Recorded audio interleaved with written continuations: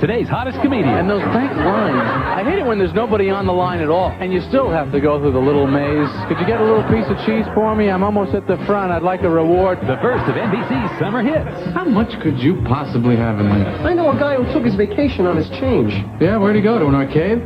Look, I can give you these, and you can roll them yourself.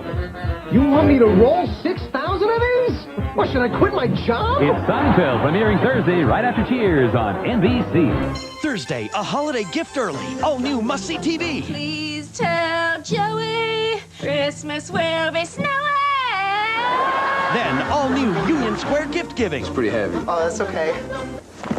And an all-new Seinfeld with an all-new holiday. Happy Festivus, everyone! A Seinfeld holiday tradition is born. It's a Festivus miracle! Then a Veronica Christmas date with a new man. I'm Daniel, the man. An all-new NBC Holiday Thursday.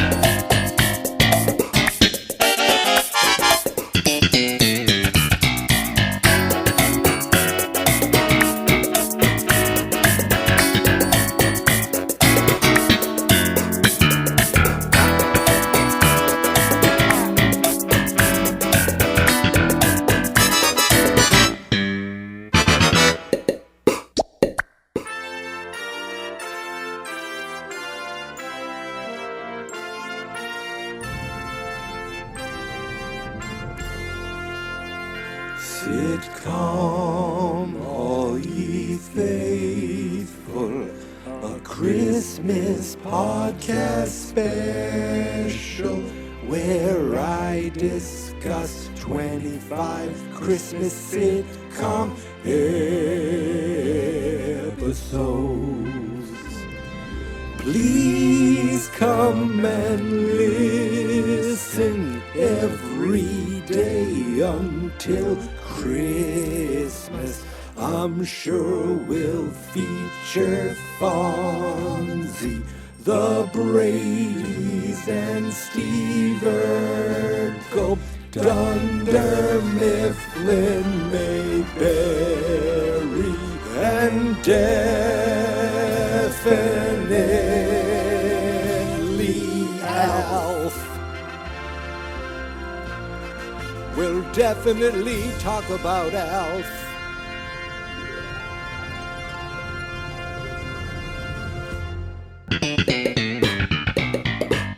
It's December 23rd, and you know what that means, everybody. That means it's Festivus! Happy Festivus, everybody, and welcome back to another episode of Sitcom, All Ye Faithful, where today I am talking about Season 9, Episode 10 of Seinfeld from December 18th, 1997, The Strike. I knew this episode was known for Festivus, but what I didn't realize is that it is kind of filled with a lot of big Seinfeld moments. This episode is chock full of Seinfeldisms, for lack of a better term. I'm talking about, the Two-Face girl that Jerry dated. Yeah, that's this episode. The Human Fund. Yeah, that's this episode. And of course, Festivus. And we find out that Kramer worked at a bagel shop and was on strike for 12 years. Everything is in this episode. I couldn't believe that. And even Elaine had this whole thing going where she made this fake number to just because she wanted to get a free sub that she earned. All of this is in this episode. I would say for a 23-minute episode, this thing was chock full of just like meaty Seinfeld moments. And it all starts at Tim Whatley's house. He's having a Hanukkah party. They're like, oh, Tim Whatley's still Jewish? Because I think he he converted or something, and it's great seeing Bryan Cranston with like the short bleached hair, and he's the dentist. He is just he's a little bit of a smooch, like he's smarmy. That's the word I'm looking for. And he has mistletoe with him, and he's trying to get Elaine to kiss her, and she's like, no. And then he goes up to another girl and trying to get this girl to kiss her. And meanwhile, Elaine catches the eye of Kevin McDonald from Kids in the Hall. She calls him Denim Vest. I don't think he has a name in this whole episode. It's just Denim Vest, and he's giving her the eye, like, hey, and she's like, oh boy, uh-oh. She goes, oh, you know what? I'll give him a fake number. And Jerry's like, yeah, I don't care, because he sees this other woman really attractive that he's focused on. So he goes off with her, and Elaine ends up giving her. He's like, we should go out. She's like, yeah, let me give you my number. The next day, Jerry and George are at the diner, and George is like just there, like opening mail. Oh, he's like, how did it go with the girl? He goes, oh, great. How did it go with the cocktail weenies? He's like, great. I ate the whole platter, because George was focused on cocktail weenies. And he's opening mail. Jerry's like, why are you opening mail here? He's like, I don't know. At least I'm bringing something to this. And he opens up a card from Tim Watley. And he's like, are you kidding me? And Jerry's like, what is it? He goes, a donation has been made to the Children's Alliance. He's like, that's like taking my gift and giving it to somebody else. And Jerry's like, yeah, needy children. He's like, that's not the spirit of Christmas. But that's where he sees the first idea of giving a gift which really has no monetary value to the person you're giving it to. Then Elaine shows up, and she's all excited because she's getting ready to get a free sub from this place. Where she has a card that has 23 stamps, and when she gets 24 stamps, she becomes a sub-captain. And there's an ongoing joke where Jerry's like, and what do you get with that? And she's like, free sub. Where like she's all excited, but when she actually like talks about what she's getting, she's like, free sub. And then George opens another card, and he goes, oh God. What? Nothing. It's a card from my dad. What is it? Dear son, happy Festivus? What is Festivus? It's nothing. It's nothing. When George was growing Jerry, up, no. his father hated all the commercial and religious aspects of Christmas, so he made up his own holiday. Oh, and another piece of the puzzle falls into place. All right. And instead of a tree, didn't your father put up an aluminum pole? Jerry, stop it. And then weren't there feats of strength that always ended up with you crying? I can't take it anymore. I'm going to work. You happy now? What I love about this little conversation is that the ball busting, which is kind of how, real friends are. And, George is like, no, don't say anything. And Jerry doesn't even pause. He just keeps going, keeps explaining the thing to Elaine, which is hilarious. Elaine and Jerry go back to the apartment. Frank Kramer's there reading Jerry's VCR manual. And that's when Elaine realizes she lost her atomic sub card. And she realizes, oh no, she wrote her fake number on the back of it and gave it to Denim Vest guy. So now she's out the card, and Jerry's like, who cares? Just go buy a sub. She goes, no, you don't understand. This is like seeing a terrible movie, but you just need to see it to the end. He's like, no, you just walk out. It's like seeing reading a terrible book, but you have to finish. He's like, just wait till the movie. Like, she needs the sub. It's meaningless. It's so meaningless, yet it somehow means so much to her that she's done this quote unquote work. She's worked, she's made it this far. She needs to see it through. And she realizes she needs to go to the place where she gave the fake number to see if a guy has been calling asking about her. At this point, Kramer gets a phone call. And it's funny, for a second I thought, wait, does he have a cell phone? No, he just lives across the hall, and his cordless phone reaches that far. And he gets a phone call like, yes, this is great. And he hangs up. He goes, the strike's over. I'm going back to work. And they're like, what are you talking about? He goes, I work at H&H Bagels. We've been on strike for 12 years. It's like, what? He goes, yeah. He goes, like, I remember people picketing, whatever, but that was like so long ago. Why did they stop? Oh, they wouldn't let us use our bathroom. I guess we didn't have so much for solidarity. But now we're back. It's over. They caved into our demands. Now they're paying $5.35 an hour. And Elaine's like, that's the minimum wage. He goes, yep. And you can thank us for it. And Jerry's like, again, why didn't you tell us about this? He goes, I didn't want to tell you I was out of work. It's embarrassing. Of course, Kramer never worked. So it's funny. That's part of the joke. But $5.35 an hour, that feels so long ago. I remember getting a job in high school and thinking $5 an hour, that'd be awesome. And again, that was before this, because at this point I'm in college, 1997. So $5.35 an hour was the minimum wage. That's just, and Kramer's excited for it. So he goes right back to the bagel shop. He's like, I'm back. This is great. And the guy's like, who are you? He's like, it's me, Cosmo Kramer from the strike. He goes, oh, Kramer, I remember you. Well, you know what? We could use some holiday help. He's like, great. Can't wait to get back to making bagels. So we cut over to Elaine, who goes to the off-track betting place, which I didn't realize was a thing, even though, it's obviously been around for a long, long time. This is way back in the 90s, where, you can't make it out to the track. Well, that's okay. Go to this place and place your bets there. You really need to bet on horses that bad? You don't have to go to the track. You go to the off-track betting, right? Isn't it OTB? I first heard that term through the Howard Stern show. So we go to she goes to the OTB and says, hi, I'm Elaine Bennis, and I need to see if someone called a number asking for me. He goes, so you're Elaine Bennis. We've been getting a lot of calls from you or for you. And she's like, oh, yeah? He's like, yes. And he goes, I guess you have a lot of guy friends. He goes, why don't you write down your real number? And if someone calls asking for you, I can call you to let you know. And and if you give me your real number, then I'll have it. She's like, my real number? And she looks down and she has one of Kramer's cards, because Kramer says, here's my business card before.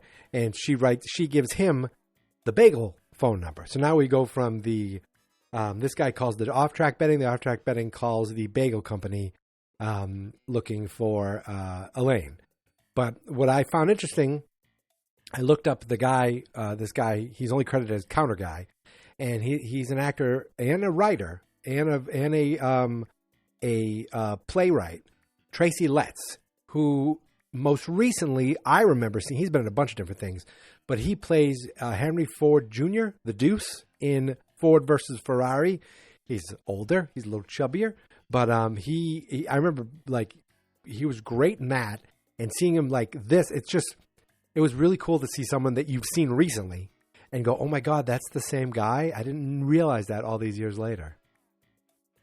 We cut over to a restaurant and Jerry meets Tim Watley, who's with the girl that he was trying to talk to at the party. He's like, hey, Jerry, how you doing? Jerry's like, great. Actually, I'm here meeting a woman that I met over at your place. He's like, oh, great. And this woman comes up and she's like, hi, Jerry.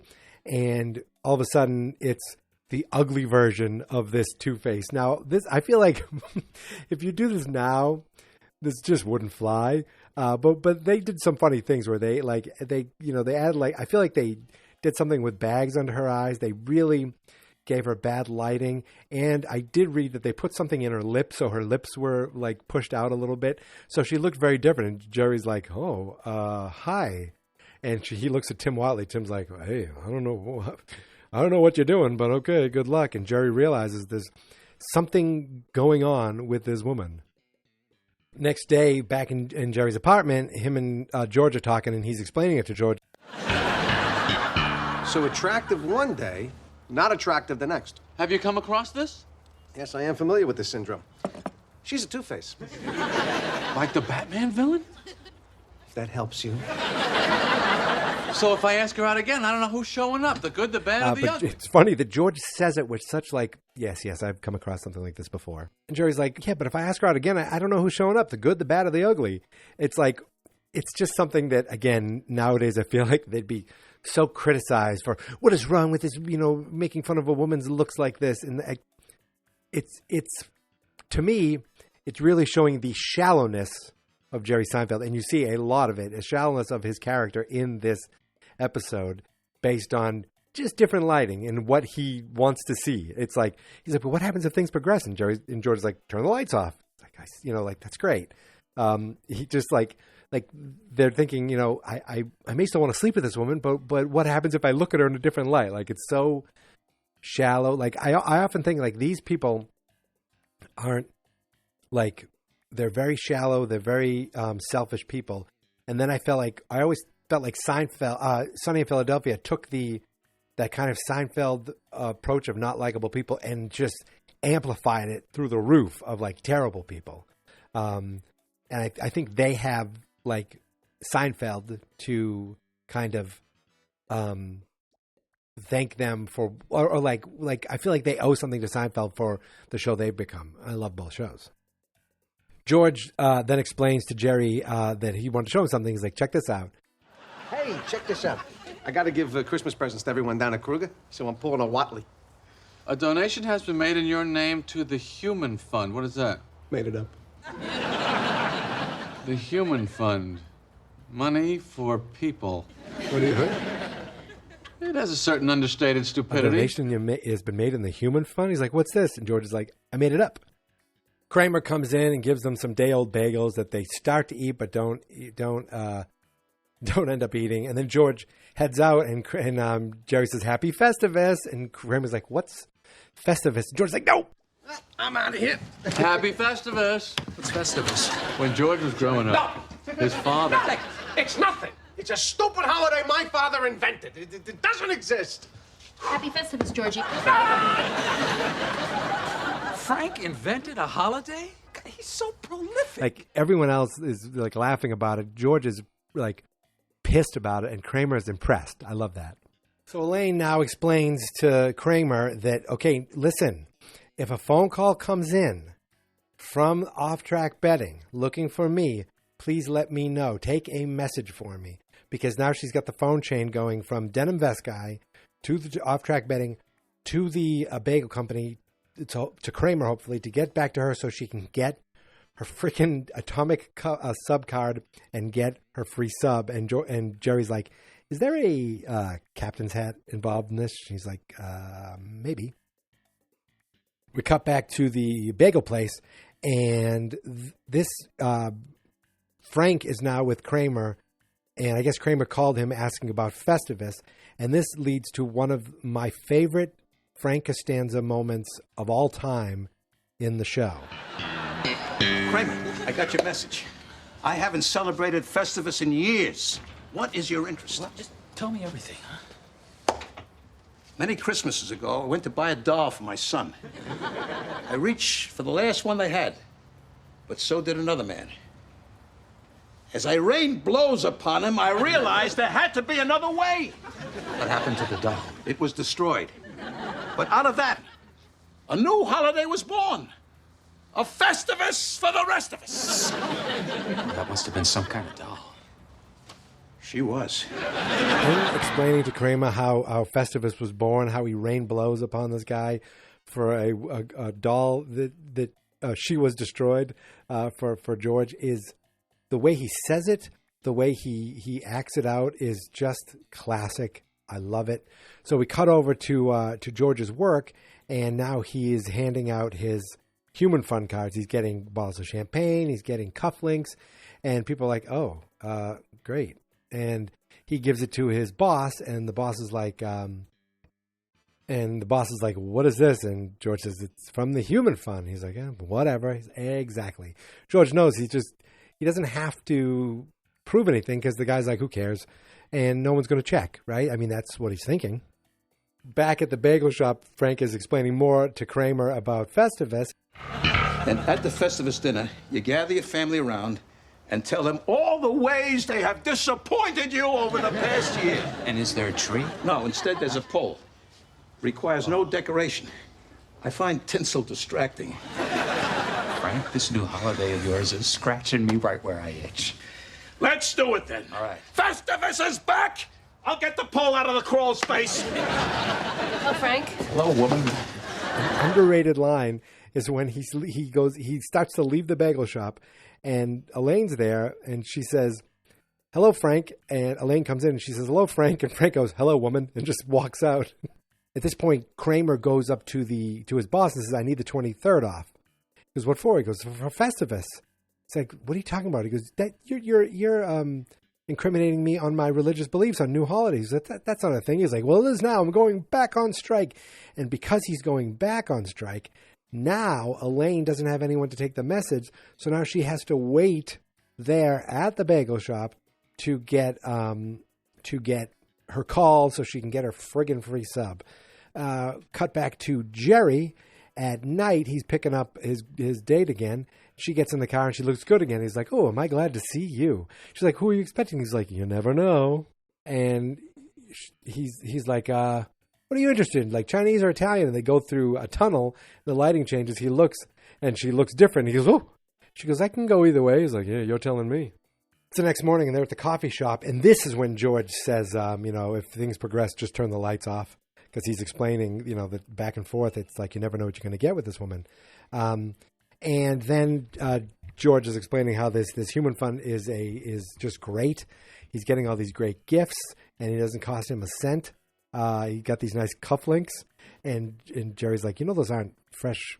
That's not a French cut shirt. He's like, no, I cut the buttons off and poked the holes out, and he's like, oh, that's really classy. That just reminded me of a great joke early in the episode when Elaine first meets denim vest guy, and she says, oh, nice. I like the vest. Those buttons. He says, they're snaps. Just the way they're snaps. Like that's something you have to clarify. I don't know. I love that line. All of a sudden we see Frank and Kramer together, and Frank is dragging the aluminum pole, the Festivus pole with him. Well, happy Festivus. What is that? Is that the pole? George, Festivus is your heritage. It's part of who you are. That's why I ate it. It's a big dinner Tuesday night at Frank's house. Everyone's invited. George, you're forgetting how much Festivus has meant to us all. I brought one of the cassette tapes. Read that poem. I can't read it. I need my glasses. You don't need glasses. You're just weak. You're weak. Leave him alone! All right, George. It's time for the Festivus Feats of Strength. Get it off! No feats of strength! I'm Festivus! We had some good times. I'm rewatching it as right now, and Jerry has this look on his face like, ooh. George freaks out and just leaves the he runs out of the diner, and Frank's like, we had some good times. So Jerry's girlfriend Gwen comes in, and Frank and Kramer meet her, but she doesn't look good in the lighting there. And they're like, oh, hi, how you doing? And she's like, ready to go? He goes, let's go back to this booth, because I forgot to mention, Jerry said that the booth, she always looks good in that booth. And, George is like, why don't you just stay here all the time then? He's like, I really do like this diner. Like, no thought of her like feelings or anything. It's all about him, which I think is very funny how selfish he is about this. He's like, I really do like this diner. Yeah, let's just stay here. So he takes her back to the booth. And he's like, this is a good looking booth. Cut back to the bagel place, and Elaine is there again today. Just waiting for a call. And Kramer's outside now. He's picketing. No bagel, no bagel, no bagel, no bagel, no bagel.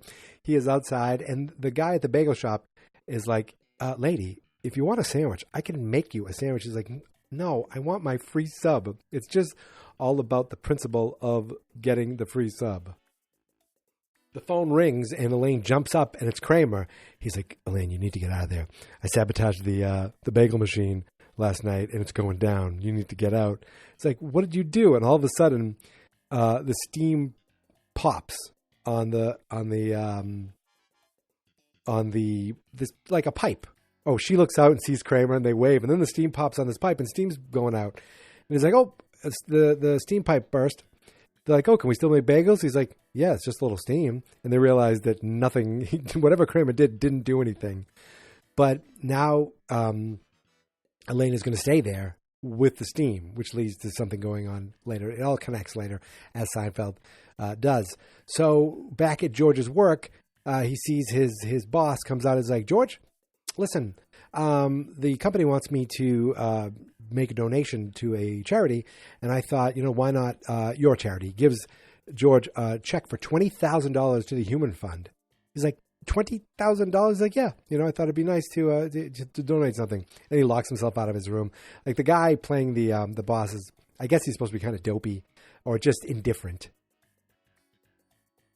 At the diner, it looks like Jerry and Gwen are back at the diner, Monk's Diner, and at their booth again. And she's like, how many times do we keep coming back here? He's like, what? I like this place. She's like, I just found a rubber band in my soup. He goes, oh, I know who's cooking today. George shows up, and she's like, I think I'm going to go. And Jerry's like, I'll be here. Like, he could care less that she's leaving. And Jerry's like, George goes, soup? He's like, yeah, she didn't even touch it. He pulls out a rubber band and is like, oh, Paco. He knows who's cooking, and he flicks the rubber band and just starts eating the soup. George then proceeds to tell Jerry about the $20,000, shows him the check. And he's like, well, you got to give the money back. He's like, I don't know. He's like, what are you talking about? He's like, what if I do start a charity? He's like, I could start a charity. I could be a philanthropist. I'll be a kick-ass philanthropist. And then people would come to me for help, and I would decide their fate. And then they would have to, like, he basically is saying, I'll give charity, and then people will have to, I'll be able to look down on people who need the charity, and they'll be groveling to me. So classic George, like, I could be helpful, but I'll be terrible but for a terrible reason, because I want power. So Kramer, we're back at H&H Bagels. Kramer is protesting outside. Elaine pops out and she says, Den Investor's called. And he's like, whoa, what happened to you? She's all like, her mascara's running, her hair is running, her makeup's running, everything, because she's been with all that steam all that time. And she's like, she's eating a bagel, and she's like, in 10 minutes, I'm going to have my atomic sub card. And Kramer's like, and free sub. Like, again, she's just kind of like, oh, it's a free sub. And she's like, I'll see you later. She leaves, and then Gwen shows up, the Two-Faced girl, and now she looks different to Kramer. And she's like, Kramer. He goes, do I know you? I'm dating your friend Jerry. He goes, I don't think he goes, I know Jerry, and you're not the girl that I met the other day. I know the girl he's dating, and you're not her. He goes, she looks very different, and a foot taller is what she said too. He's like, that's why he's been bringing me to that place constantly. He's trying to hide her from me. And Kramer's like, he's a tomcat, that one, which I thought was pretty funny. So now this girl thinks that Jerry is cheating on her, but really it's just Kramer didn't recognize that this is two different people. Oh, this is not two different people. It's the same person. Elaine goes over to meet the denim man. Now he's dressed in all denim again. And he's like, oh, what's wrong with you? She's like, huh? He goes, you have typhoid? Do you have something wrong with you? She's like, nope. But she's been just in the steam bath for like hours probably. And she's like, do you have the atomic sub card? He's like, well, I left it back in my apartment, and I was going to ask you to come back there and get it, but now I'm not. She's like, well, give me your number. So he writes down a number real quick. He glances and writes down a number. She leaves, and she looks up, and she sees that there was a moving truck, and he wrote down that number. He's like, the fake number. Blimey, she says, which I thought was pretty funny. Back at George's office, he's like, George, we have a problem. There's a memo here that the accounting department's telling me that the Human Fund doesn't exist. And George is like, I see. He goes, he goes, you got to tell me why you made this up. It's like, well, you see, sir, I don't celebrate Christmas. I don't really celebrate Christmas. I celebrate Festivus. Festivus, sir. And I was afraid that I would be persecuted for my beliefs. They drove my family out of Bayside, sir. Are you making all this up, too? Oh, no, sir. Festivus is all too real, and I could prove it if I have to. Yeah, you probably should. So they go to George's parents' house, and he's like, this is my boss, Mr. Kruger. And Kruger puts his hand out to shake his hand, and Frank just looks at him and goes, have you seen the poll, Kruger? Yeah, he doesn't need to see the poll. He's going to see it. like, he doesn't even, he's nonplussed, he's not impressed, he's not going to shake his hand, he's just being a jerk. George's like, he doesn't need to see the poll. And he's like, oh, he's going to see it. And then Elaine and Jerry come in, and George's like, Happy Festivus. And I realize he says it so because he wants George to, he wants his boss to realize it's a real thing. And he looks at Elaine, he's like, humma, what's wrong with you? She's like, I didn't have time to go home. He's like, what are you doing here? And he's like, I'm embracing my roots. And Jerry doesn't buy it for a second. He's like, they busted you on the 20 G's? He's like, busted cold. So he realizes, George realizes that the only way that he'd be here with his boss is because he got busted for the fake charity. So Frank is showing Kruger the poll, and then Kramer comes in, all laughing. Hey! Happy Festivus, everyone! Another underrated moment. He's like, Happy Festivus. He grabs George, and he jumps up and down with him a couple times. But he's with the two guys from the off-track betting, and they're like, hello, Miss Bennis. And she's like, what are you doing here? And he's like, well, we called that number that you gave us, and it turns out it was a bagel place. And he's like, and Kramer says, and I just told them I was coming to see you. It's a Festivus miracle. So I'm guessing they called before, and Elaine answered, got Denim Vest Guy's information. Then, or Denim Vest Guy somehow called the bagel they gave Denim Vest Guy the new number. That's what happened. Then they called directly to try to get to Elaine themselves, and that's when Cosmo Kramer answered, and she's like, I thought you were on strike. He goes, oh, we caved in. I needed to use the bathroom. So he doesn't actually say that yet. I'm sorry. He says that in a few minutes. So they all sit down to have dinner, and Kramer, the boss there, Kruger, recognizes Kramer as Doctor or something or other. I don't remember. And I think that's because he had a pose in a previous episode. He had a pose as a doctor, and Kramer's like, oh, yes. So I like that they brought that in. They didn't ignore that. So everybody sits down, and this is when Frank starts the Festivus tradition of the airing of grievances. Welcome, newcomers. The tradition of Festivus begins with the airing of grievances. I got a lot of problems with you people. Now, you're gonna hear about it. You, Kruger, my son tells me your company stinks. Oh, God. Quiet, you'll get yours in a minute. Kruger, you couldn't smooth a silk sheet if you had a hot date with a babe. I lost my train of thought.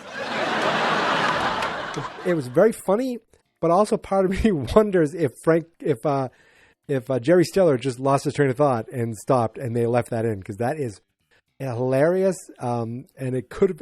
I don't know if that was real or not. Like, part of me thinks it might have been real, but it was just great because he started saying something, and he goes, "I lost my train of thought" in the middle of yelling at Kruger. One thing that wasn't in this episode is the two guys from the track. There's bloopers. There's a blooper reel where they say to Elaine, one of the guys says, "You're a stone fox," and Elaine, Julia Louis-Dreyfus, can't stop laughing, and they never. I thought this was coming in this episode because I've seen the blooper so many times, but I guess they just never use it because maybe they could never actually get it. So Gwen, the girlfriend, all of a sudden shows up at the Costanza house. And Jerry's like, how did you know I was here? And she goes, Kramer told me. And he says, Kramer's like, another Festivus miracle. And then he looks at Elaine and says, this must be the ugly girl you've been dating.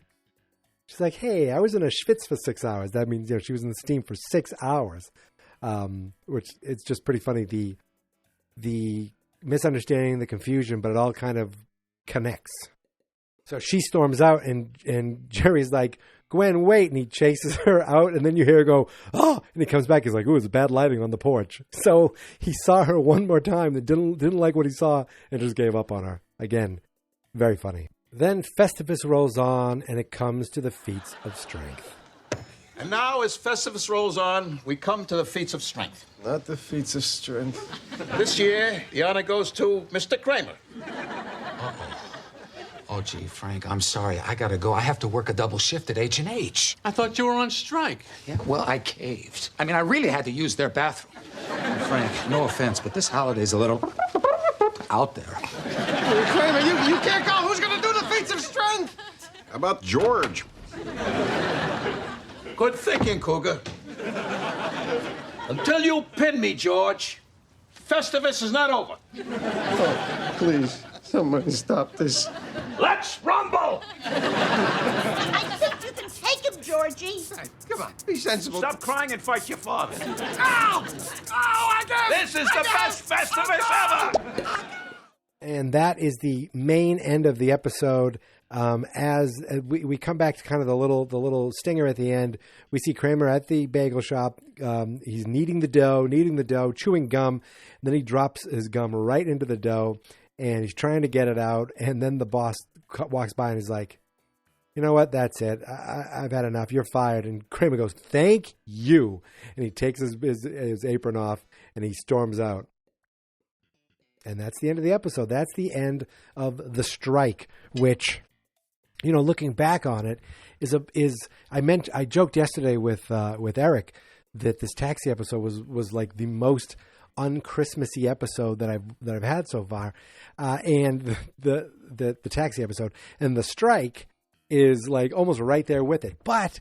It is Christmas time. It's December 23rd. There's the Festivus is kind of the alternative of Christmas because Frank doesn't want to. He says there has to be another way, and George is doing Christmas gifts. He's using the Human Fund, so there is plenty of Christmas going on there, but nothing overly Christmas. They went to I guess it's also Hanukkah related because we go to Tim Watley's Hanukkah party, or as Tim Watley kept saying, Hanukkah. But just think about everything that was in this episode. Not only was there the strike with the bagel shop, but and the atomic sub stuff with Denim Vest guy. That stuff's funny. But then the big things that for years, you know, if you say the Human Fund, if you say Two-Face, if you say Festivus, those things all were like, oh, those are major things that happen in Seinfeld. And then you realize they all happen in the same episode. You'd be like, what? I did not know that. Unless, of course, you're a Seinfeld aficionado, which, as much as I love it, I haven't watched it in a while, and I don't seek it out all the time. But I should, because every time I watch it, I realize, my God, what a great show this was. From 1997, The Strike. And what I loved about this, I really timed this to come out today, because today is the quote unquote Festivus day of observance based on the Seinfeld episode. But what I want to mention to you is that Festivus is actually something that existed before Seinfeld. So this episode was co-written by Dan O'Keefe. Dan O'Keefe's father, Daniel O'Keefe, was an author, and he created Festivus. Now, I think the details of the feats of strength and the airing of the grievances were kind of made up for the show and the Festivus poll, but this is the under the history of Festivus that has its own Wikipedia page. I'm just going to read this for you. Festivus was conceived by author and editor Daniel O'Keefe, the father of TV writer Dan O'Keefe, and was celebrated by his family as early as 1966. While the Latin word Festivus means excellent, jovial, lively, and derives from festus, meaning joyous, holiday, feast day, Festivus in this sense was coined by the elder O'Keefe. According to him, the name just popped into his head. In the original O'Keefe tradition, the holiday would take place to celebrate the anniversary of Daniel O'Keefe's first date with his future wife, Deborah. The phrase, a Festivus for the rest of us, originally referred to those remaining after the death of the elder O'Keefe's mother. In 1976, the rest of us, quote unquote, or the living as opposed to the dead. Okay. In 1982, Daniel O'Keefe wrote a book, Stolen Lightning, The Social Theory of Magic, which deals with the idiosyncratic ritual and social significance, a theme relevant to Festivus tradition, I guess. Okay. And it is now celebrated on the December 23rd today, as depicted in the Seinfeld episode written by O'Keefe's son, Dan O'Keefe. It says O'Keefe was it says it goes on to say that the younger O'Keefe was initially reluctant to insert his family's tradition into the episode, but when executive producers Alec Berg and Jeff Schaefer caught wind of the bizarre holiday through his younger brother, They became curious, then enthusiastic, then insisted it have a place in the episode. Schaefer later reflected, that's the thing with Seinfeld stories. The real ones are always the best ones. There's a nuance, a reality sometimes that is just perfect. We could have sat in a room for a billion years and we never would have made up Festivus. It's crazy and hilarious and just so funny and disturbing. It's awesome. I love that. I love the fact that this Festivus, came from a writer who had something that's based on something real that he had growing up. For Frank, a Festivus for the rest of us is people who don't want to deal with the commercialization of Christmas. And that's when you get the pole out of the crawl space. I love that. I wanted to include that in this episode because today is Festivus. Happy Festivus, everybody. I hope you have a great Festivus. I hope you air your grievances with people. And I said I was going to air some grievances. I can't. I don't think I have any, except for you people who are doing iTunes reviews. There. I made up one. There's my grievance. If you don't add an iTunes review, how do people know where to find me? Or Spotify's now doing stars. I guess you can rate and review episodes. I don't know if you can add reviews, but you can rate them. So I'm airing a grievance. If you have the ability to do that, please do that for one of these episodes. All right. That's it. That's it. I've aired my grievances. My feats of strength were standing up. I just stood up. Now I'm pacing in my place. And the fact that I'm doing that, I just think is pretty impressive. So there, I've done everything I want to do for Festivus. There's no aluminum pole, but that's okay. I don't have a pole in my house. If I had a pole in my house, I'd be spinning and dancing on it right now. That's it. I'm at the point now where I'm rambling. So I want to thank you guys for listening. Thank you for subscribing. We are closing in. There are only 2 more days of Sitcom, all ye faithful. And I look forward to you listening again tomorrow. And then I hope you find time on Christmas Day to spend a little time with me as we talk about our final show of the year. And then, then I'll go dark for a little while, but I'll be back. I'll always be back. Ooh, I'm the ghost of podcast future. Yep. I'm ranting now, so this is where I finish off. So thank you guys for listening and subscribing. You know where to find me on Twitter and on Instagram. It's Geek Mentality. The Facebook page is Fans Not Experts. The website is fansnotexperts.com. And Eric's not here today to steal this from me, so from me to you, here is my theme song. This is my podcast. I made it. Geek Mentality's what I named it. And I think you should listen and subscribe, 'cause I'm kinda funny and awesome. I think that I'm worth your time, and I'm kinda handsome. My mom says, please listen and please subscribe. At least listen to this episode. Fans Not Experts.